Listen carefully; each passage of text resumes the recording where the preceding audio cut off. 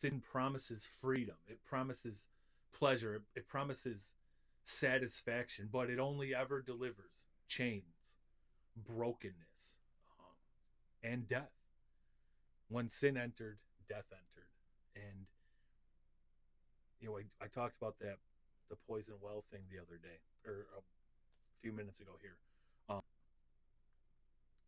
It's like if you were to drink that water. At first, you drink that water, it still seems that refreshing glass of water. It doesn't even really taste funny. It doesn't look different, and that's how the sin works. It shows up looking like normal things, tasting like normal things, sounding like normal things, but then you know none of the consequences of it are up front. It's all hidden, and the enemy never shows up.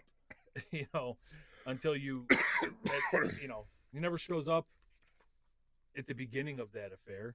He doesn't show up at the first few text messages, or the first few moments you're pulling off into the bar on the way home to have that beer. When he shows up, when the family's shattered, when that's a full-blown addiction, when that's he never shows up with spiritual emptiness at the beginning of the compromise.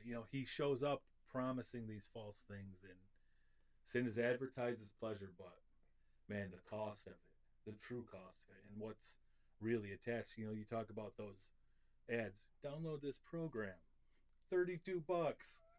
You don't see the fine print that that's just to buy the app.